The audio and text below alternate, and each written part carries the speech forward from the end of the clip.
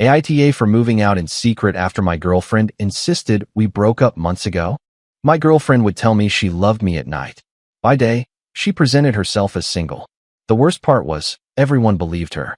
I don't even know where to begin. I'm sitting in my car at 3 o'clock in the morning because I can't bring myself to go back to our apartment right now. What I found out today turned my world completely upside down. I'm 28 years old. I work as a night security guard downtown, and I'm finishing my degree in criminal justice at a community college. I make about $42,000 a year. It's not a lot, but I know how to manage my money well. My girlfriend, Madison, and I have been together for 6 years. She works part-time at a boutique and makes about $18,000 a year. We've lived together for 3 years, and I cover the rent, bills, and most of our shared expenses since I earn more. Madison has always been sociable. She goes out with her friends on Friday nights. She takes weekend trips to visit her sister. I'm more of a homebody between work and college, but I always supported her social life. I trusted her completely.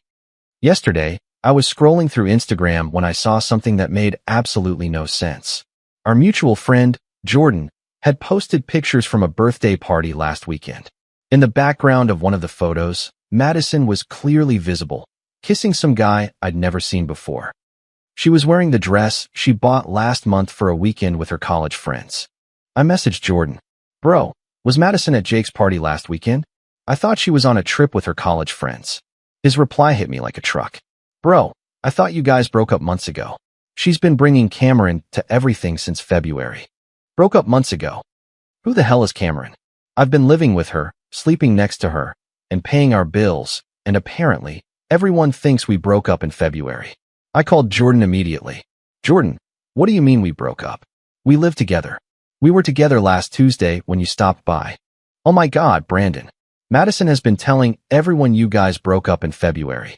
She said it was mutual and that you were just figuring out the living situation, but that she was single and dating other people. We didn't break up. We were planning a trip for next month. There was no break, no breakup, nothing." After hanging up, I spent hours scouring social media like a detective. For the past 3 months, every time Madison said she was going out with friends or visiting her sister, she was with this Cameron guy. Pictures of them at restaurants and concerts, looking like a couple, while I was working nights, thinking she was just out with friends. But what destroyed me the most was something else. She looked happier in those pictures than she had with me in months. It was as if she was living a completely parallel life where I simply didn't exist. I also found something that made my blood boil. Madison was active on dating apps using photos from our relationship, actual pictures from our trips, but with me cropped out of the image. A photo from our weekend in the mountains last fall now showed just her on the trail with the caption, "I love exploring new places. You could be here by my side." She was using our relationship as promotional material to find my replacement while lying to everyone about our status. I've been sitting in this parking lot for 2 hours trying to process all of this. How long had she been planning this? How long have I been some kind of joke to our mutual friends? How long have I been paying rent, bills, and groceries for someone who's telling everyone she's single? She's supposed to be back tomorrow night from her weekend with college friends, which I now realize is probably a romantic weekend with Cameron. I have no idea how to approach this without completely losing my mind. Update 1. I decided to use the weekend she was away to get my life in order and figure out exactly what I was dealing with. The first thing I did was call her sister, Olivia. Madison and I always got along well with Olivia. She's been to our apartment several times, knows we live together, and seemed to like me. I thought if anyone would tell me the truth about what Madison had been saying, it would be her. "Olivia, it's Brandon. I need to ask you something, and I need you to be completely honest with me." "Hey, Brandon, what's wrong? Did Madison tell you we broke up?" There was a long pause. "Why are you asking that?" "Because I just found out she's been telling our mutual friends that we broke up months ago, and I'm trying to understand how far this lie has spread." "Oh my God, Brandon, this is so embarrassing. Just tell me the truth, Olivia, please." "She told me and our mom that you broke up in February because you were being really controlling about her social life. She said you wouldn't let her go out with her friends and that you made her feel trapped." I almost dropped the phone. Controlling? Olivia, I never tried to control her social life. I always encouraged her to go out. I pay for her Uber when she goes out drinking so she doesn't have to worry about getting home safe. I know this is weird to hear, But she said you guys fought a lot and that you threatened to kick her out of the apartment if she didn't stop seeing her friends. That's completely made up. We don't fight, and I never threatened to kick her out. We live together, share expenses, and sleep in the same bed every night. How did she explain that part? She said you were still figuring out the living situation, but that she was looking for a place of her own. This was insane. Madison had created an entire fictional narrative where I was the controlling boyfriend she had bravely broken free from, when in reality, I was supporting her financially and emotionally while she betrayed me and lied to everyone about our relationship. Olivia, she's lying to you. We are together. We have always been together. Yesterday morning, she told me she loved me before she left for her trip. That makes no sense. She's been asking our mom for money to help with rent, saying her roommate situation wasn't working out. And there it was. Madison had been telling her family she needed financial help because her living situation was unstable, while I was paying 100% of our rent and expenses. She was double-dipping, getting money from me and her family by lying about our relationship status. After hanging up with Olivia, I called my friend Miles from work. Miles went through a complicated divorce and is very practical about relationship issues.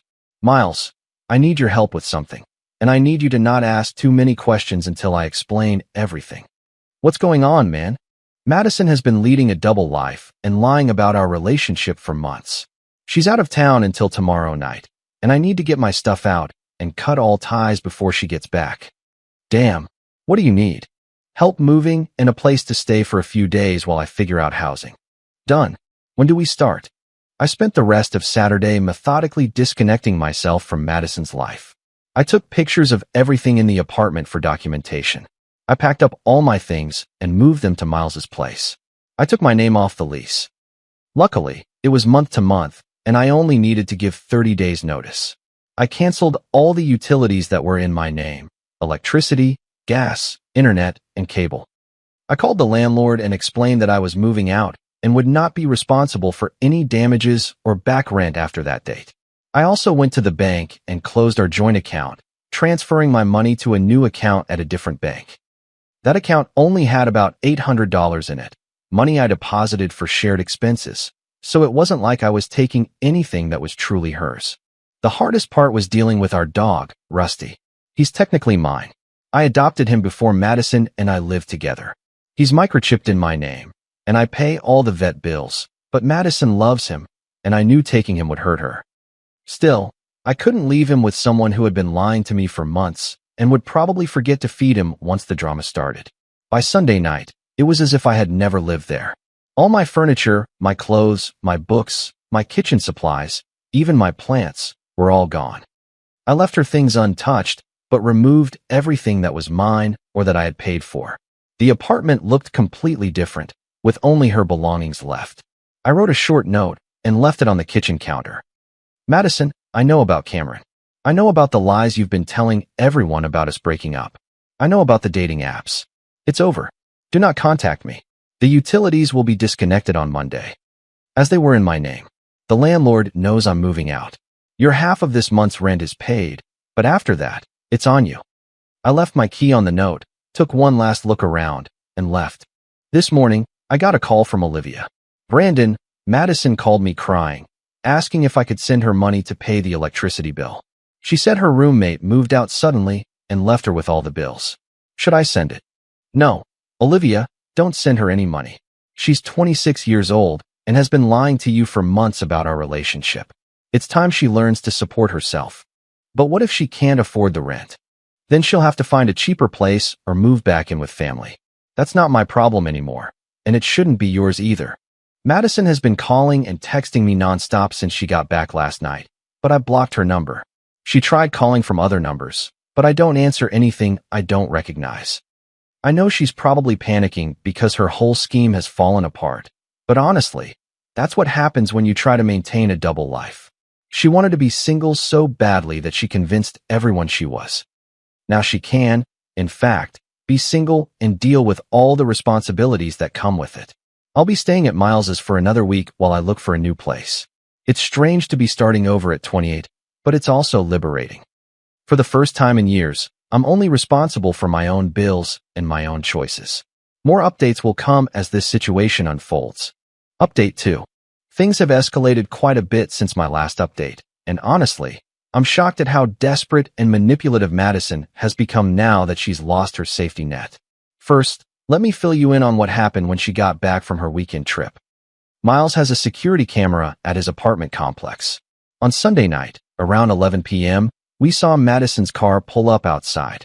She just sat there for about 20 minutes before getting out and starting to walk around the building, trying to figure out which apartment was his. Miles and I watched from the window as she called my phone repeatedly, pacing back and forth in the parking lot. Eventually, she gave up and left, but not without leaving a note on Miles's car that said, "Brandon, please call me. We need to talk. This is all a huge misunderstanding." On Monday morning, I went to speak with my supervisor at work and explained that I was dealing with a personal situation and that they might need extra vigilance with security in case my ex-girlfriend tried to contact me at work. My supervisor was understanding and said they would keep an eye out. Good thing I did, because on Tuesday night around 2 a.m. during my shift, Madison showed up at the office complex where I work. I was doing my rounds when I got an alert that someone had entered the parking garage. The security cameras captured everything. Madison went straight to the main entrance and started banging on the glass doors, trying to get my attention. When I didn't respond, she went back to her car and just sat there with the engine running for over an hour. I called my supervisor and the building's security team, and they reviewed the footage the next morning. Seeing her on the cameras like that, looking desperate and unstable, made it very clear how little I truly knew the person I lived with for 6 years. What bothered me the most was how calculated her approach was. She knew my work schedule, she knew I would be alone, and she knew I couldn't just abandon my post. She was trying to force a confrontation in a place where I had no way to escape or easily avoid her. On Wednesday, I got a text from Jordan. "Bro, Madison showed up at my apartment asking if I knew where you were living. She was crying and saying you abandoned her and took everything. Is that true?" I called Jordan and explained the whole situation. The lies about the breakup, the financial manipulation, and the double life. His response was exactly what I needed to hear. "Oh my God, Brandon, I had no idea. The way she talked about your breakup, it sounded so mutual, like you were both moving on. She never mentioned you were still living together and that you were paying the rent. What exactly did she tell you when she showed up?" "She said you guys had a fight, that you left without warning, took all the furniture, and left her with bills she couldn't pay. She asked if she could crash on my couch for a few days until she got herself organized." "And what did you say?" I told her no. "After what you told me about the lies and betrayal, I'm not getting involved in that drama." Jordan wasn't the only one she tried to manipulate.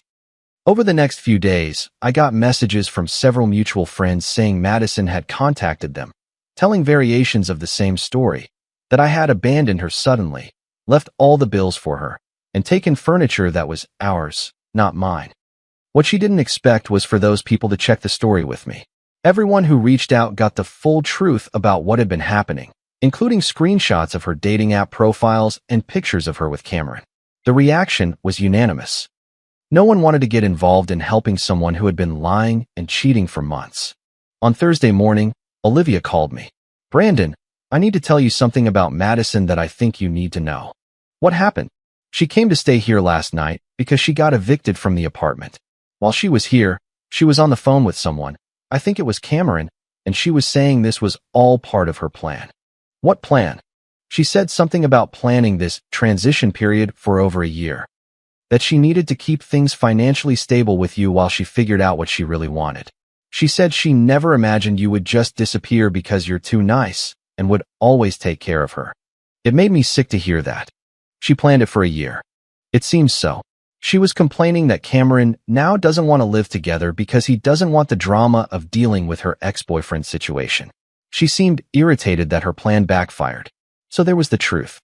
Madison wasn't confused about what she wanted or going through a rough patch in the relationship. She had been systematically planning to replace me while using me for financial and emotional support during the transition. She kept me around as a safety net while she built her exit strategy. The most satisfying part of Olivia's call came next.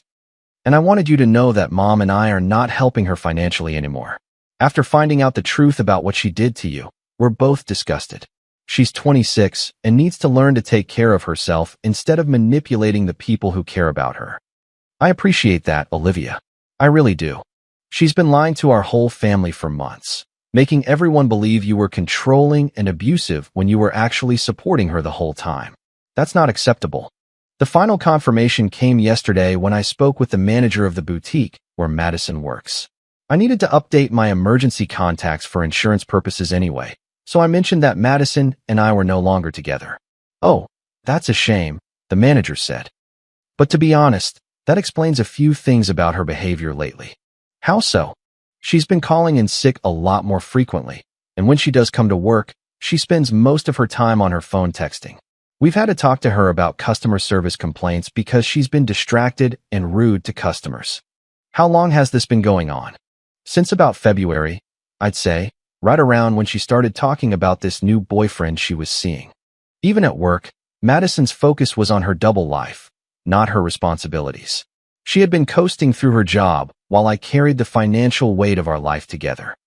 Now I'm settled in a small apartment, nothing fancy, but it's clean, affordable, and all mine. Rusty loves having his own space again, and honestly, I'm sleeping better than I have in months.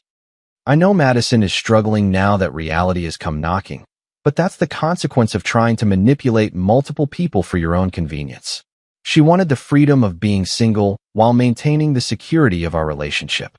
And when I found out the truth, she lost them both. Final update. It's been over a week since I disappeared from Madison's life, and I'm finally ready to share how this all ended. The fallout was even more revealing than the initial discovery and confirmed that leaving the way I did was, without a doubt, the right decision. First, an update on the practical side. I'm completely settled in my new apartment, and it's amazing the peace of mind that comes with knowing every bill, every piece of furniture, and every responsibility is solely mine. There's no more nagging doubt that I'm being used or supporting someone else's secret life. Rusty has adapted perfectly to our new home. He seems calmer too, which makes me wonder if he was sensing the tension in our old apartment that I was too blind to see. But the real closure to this story was what happened with Madison's increasingly desperate attempts to win me back once she realized just how much she depended on my stability. Last Thursday, she somehow got my new address. I still don't know how. I haven't given it to anyone but my work and the landlord. She showed up at 7 p.m., right as I was getting home from class, standing by my car in the parking lot. Brandon, please, we need to talk. You can't just throw away 6 years without giving me a chance to explain. I looked at this person I thought I knew and felt absolutely nothing. No anger, no sadness, no nostalgia, just emptiness. There's nothing to explain, Madison. You made your choices over the last year. Now you need to live with the consequences. It wasn't like you think. I was confused about what I wanted, but I never stopped caring about you. You were confused for a whole year? Confused when you created dating app profiles using our pictures? Confused when you told your family I was controlling?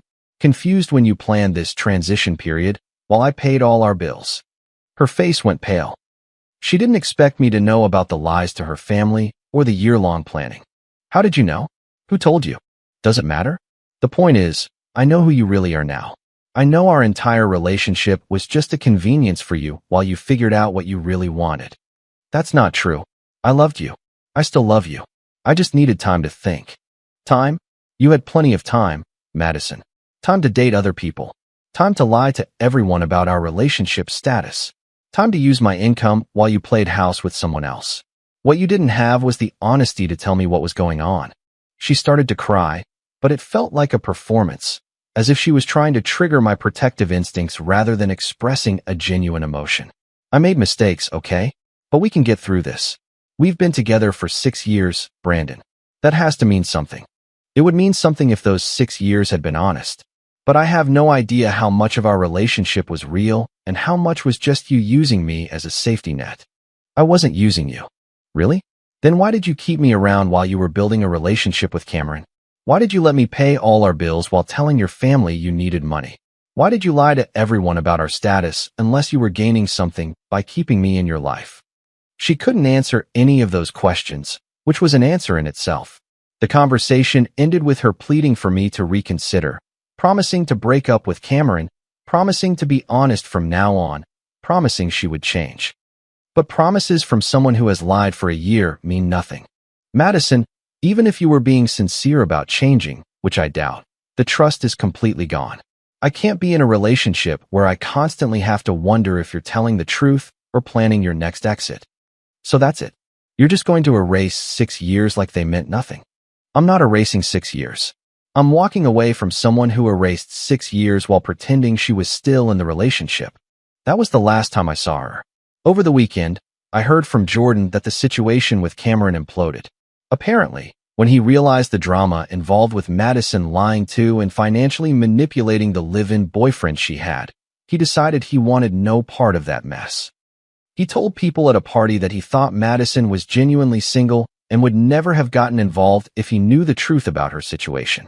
She has now lost both relationships and has to deal with the financial reality of supporting herself for the first time in years. Olivia sent me a text yesterday with the last piece of information I needed to close this chapter. Madison moved back in with our parents. She's been telling everyone that you stole all the furniture and left her financially stranded, but Mom shut that down quickly.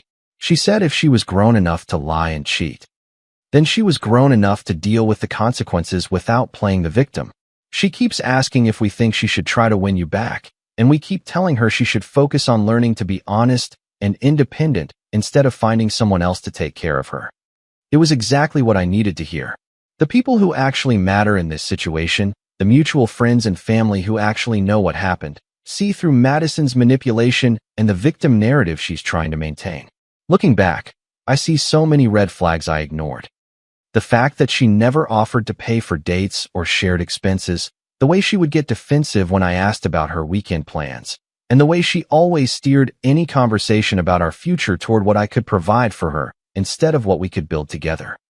I think the relationship had been one-sided for a lot longer than just the last year. I was just too invested in the idea of what we were building to realize she wasn't actually building it with me. The hardest part of this whole experience wasn't losing Madison. It was realizing how much I had undervalued myself. I was so focused on being a good provider and a supportive partner that I never stopped to ask if I was getting that same dedication in return. I'm 28. I have a stable job. I'm finishing my degree. I have my own place, my dog, and friends who actually respect me. For the first time in years, I'm excited about my future instead of just trying to maintain someone else's comfort. The right person won't see you as a safety net or a transition plan. They'll see you as a partner who deserves honesty. Comment. I wanted to share a few thoughts that truly resonated with me from Brandon's experience. Sometimes, the most powerful action you can take is to quietly choose your own peace over endless conflict. Setting firm boundaries isn't about punishing someone else. It's about respecting yourself enough to protect your well-being.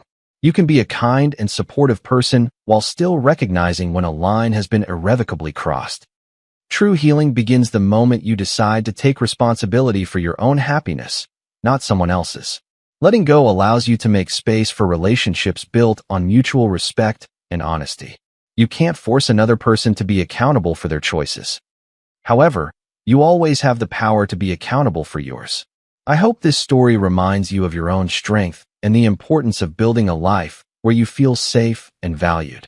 Please take good care of yourselves. If you liked it, don't forget to leave a comment and support the channel by subscribing. See you in the upcoming stories.